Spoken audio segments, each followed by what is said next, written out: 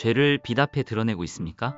오늘의 말씀은 레위기 13장 1절에서 17절입니다. 말씀 살펴보기. 여호와께서 모세와 아론에게 말씀하셨습니다. 만일 누군가의 피부에 부어오른 것이나 부스럼이나 종기가 나서 악성 피부병이 발생했으면 그를 제사장 아론에게나 제사장인 그 아들들 가운데 한 사람에게 데려가야 한다. 제사장은 그의 피부에 난 피부병의 부위를 살펴볼 것이다.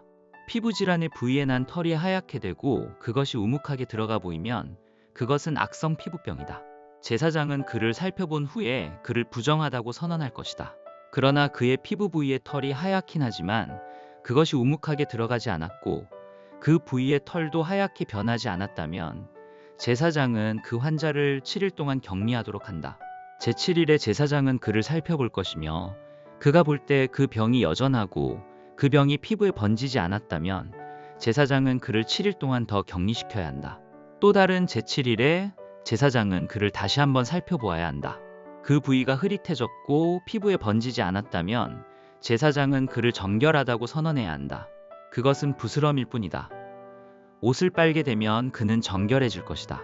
그러나 제사장에게 보여 정결 선언을 받은 뒤에라도 부스럼이 피부에 번졌다면 그는 제사장 앞에 다시 나아가야 할 것이다. 제사장은 그것을 살펴볼 것이며 그 부스럼이 피부에 퍼졌다면 제사장은 그를 부정하다고 선언할 것이다. 그것은 악성 피부병이기 때문이다. 누군가가 악성 피부병으로 고생을 한다면 그를 제사장에게 데려가야 한다. 제사장은 살펴볼 것이며 피부에 하얀 혹이 생겨 그 부위의 털까지 하얗게 변했고 그 혹의 살이 벗겨졌다면 피부에 생긴 것은 오래된 악성 피부병이다.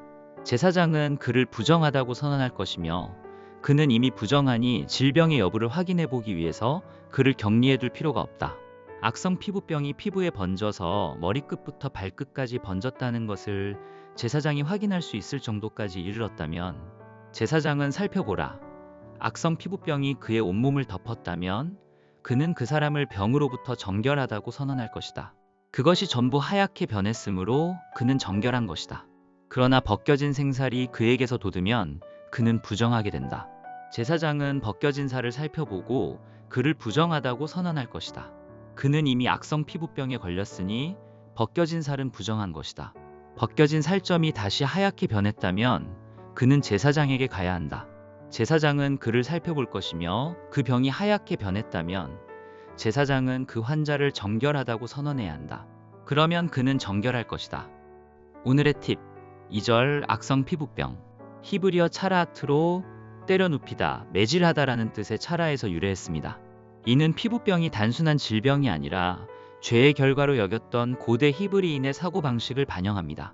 성경에서 차라아트는 죄의 전염성과 파괴성을 상징하며 이를 통해 죄의 심각성을 깨닫고 회개해야 함을 강조합니다. 말씀 이해하기. 오늘의 본문은 악성 피부병을 진단하는 규례입니다. 어떤 사람이 악성 피부병에 걸리면 그를 제사장에게 데려가야 하고 제사장은 환자의 피부를 세심히 검사하여 부정 여부를 판단해야 합니다. 이는 병이 공동체에 전염되는 것을 방지하기 위한 규례입니다. 피부병의 증상이 분명하게 악성 전염병으로 보인다면 제사장은 부정하다고 선언해야 합니다. 그러나 증상이 악성 피부병으로 보이진 않는다면 제사장은 신중한 판단을 위해 7일의 격리를 연속으로 2번 실시해 악성 피부병이 번지는지를 확인합니다. 격리 기간 동안 병이 확산되지 않으면 정결하다고 선언하며 정결함을 받은 자는 옷을 빨아야 합니다. 반면 악성 피부병이 온몸을 덮었을 경우 오히려 병이 안정된 상태로 간주될 수 있어 정결하다고 선언됩니다. 이는 부분적으로 피부병이 발생한 경우 부정으로 선언된 것과 대조됩니다.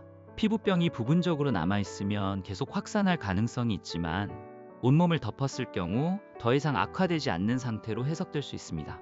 구약 성경에서 악성 피부병은 죄와 부정함을 상징합니다. 부분적으로 남아있는 피부병은 아직 죄가 해결되지 않은 상태를 의미하지만 온몸을 덮은 상태는 전적인 타락을 인정하는 상태를 의미합니다.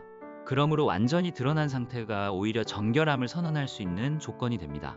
사도 요한은 만일 우리가 죄가 없다고 말한다면 우리는 자신을 속이는 것이며 진리가 우리 안에 없습니다.